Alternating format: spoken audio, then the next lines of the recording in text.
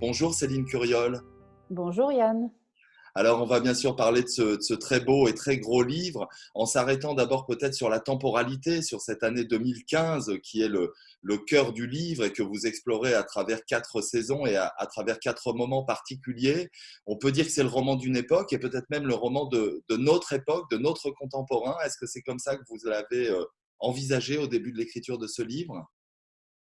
Alors en fait, c'est intéressant parce que je partage votre avis aujourd'hui. C'est vrai j'espère qu'on pourra dire que c'est le roman de notre époque, mais c'est vrai qu'en commençant, lors de la conception de ce roman, je n'avais pas idée que j'allais écrire un roman aussi réaliste, si on peut dire. Alors c'est vrai que quand on parle d'époque, c'est un mot qui est un petit peu indéfini. On ne sait jamais très bien quand commence et quand finit une époque finalement. Mais je pense que l'année 2015, c'était l'année de mes 40 ans et qui s'est accompagnée d'une réalisation, peut-être qu'on a tous à cet âge-là, qu'en fait on était né dans une époque et puis on allait mourir dans une autre, et qu'entre les deux, il y avait eu un changement. Mais ce qui n'est pas facile à cerner, c'est justement comment change une époque, qu'est-ce qui fait qu'on a été dans une époque et puis qu'on est dans une autre. Donc je me suis dit qu'en fait, je ne savais pas bien quelle était l'époque de mes 40 ans, l'époque dans laquelle je vivais. Et à travers ce livre, j'avais envie justement d'essayer de capturer ce moment, peut-être parce que finalement les choses changent de façon subreptice, nous changeons de façon subreptice, et c'était une façon, pardon, d'essayer de saisir ça. Mhm. Alors, ce qui est intéressant, c'est que cette époque, elle est marquée aussi par des mots en particulier ou par des dynamiques. Et la question de la révolte, de la révolution est au cœur du livre, que ça soit d'ailleurs au niveau intime, individuel ou au niveau collectif. C'est vraiment une des dynamiques du livre et des personnages. Oui, c'était une idée très forte au départ, parce que je pense que quand ce roman a commencé à émerger dans mon esprit, j'étais à l'époque encore journaliste, et c'était le moment des révolutions dites arabes dans un certain nombre de pays d'Afrique du Nord et puis du Moyen-Orient. Et ces moments m'ont beaucoup interrogée sur ce que nous vivions, nous, en France, en Occident, et est-ce qu'il était encore possible dans les sociétés que nous avions construites de faire la révolution, hein. La révolution n'étant pas la révolte, hein, mais la révolution étant bien un bouleversement des valeurs, des principes que se donne la société.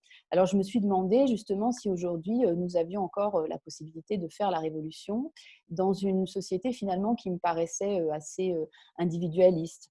Et pour moi, la révolution, c'était associé à l'idée de faire passer le bien commun. En fait, c'est une notion assez forte aussi dans le roman sur lequel je me suis appuyée, de faire passer le bien commun avant ses intérêts privés, ses ambitions.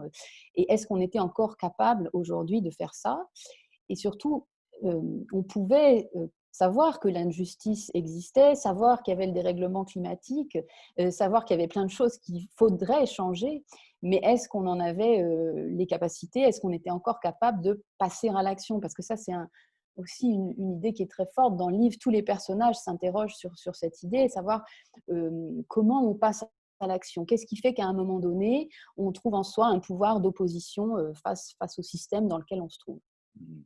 Alors, ce qui est très, très beau, évidemment, dans ce roman, c'est que tous ces grands enjeux, ils sont incarnés dans des personnages et dans de très nombreux personnages qui appartiennent à des endroits différents de la société.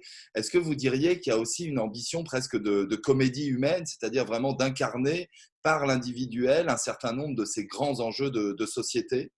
Oui, oui, tout à fait. Enfin, il me semble, c'est ce qui m'intéresse dans le roman, c'est la possibilité justement d'adopter toutes sortes de points de vue et de ne pas écrire une thèse ou un essai, et d'être dans cette circulation, ce qu'on appelle circulation empathique des points de vue, c'est-à-dire se mettre à la place d'autres personnes. Et j'avais vraiment envie de poser ces questions au travers du regard de personnages qui me semblaient à la fois liés par certains liens de famille, d'amitié, par la rencontre, mais en même temps qui étaient à la fois des hommes, des femmes d'origines différentes, qui avaient des professions différentes, et d'essayer à travers eux de répondre à ces questions.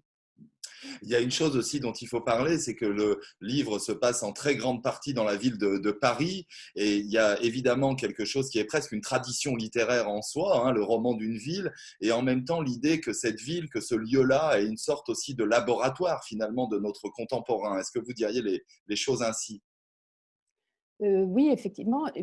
moi, je ne sais pas si je suis un écrivain urbain, mais je me suis beaucoup intéressée aux villes dans mon travail. Et il se trouve que dans ce livre, je voulais aussi m'intéresser à un quartier en particulier qui se trouve être le quartier où j'habite, qui est le quartier de Belleville, dans le 20e arrondissement, qui est un quartier très hétéroclite, où il y a beaucoup de contrastes sur les différentes genres de populations qui s'y trouvent. Et j'avais envie de voir aussi comment nous sommes façonnés par notre environnement. C'est pas seulement, on décide pas forcément de sa vie tout seul, mais il y a aussi une grande influence sur de la ville et puis du quartier où on habite, des échanges qu'on peut y avoir sur nos choix en fait et sur nos directions de vie.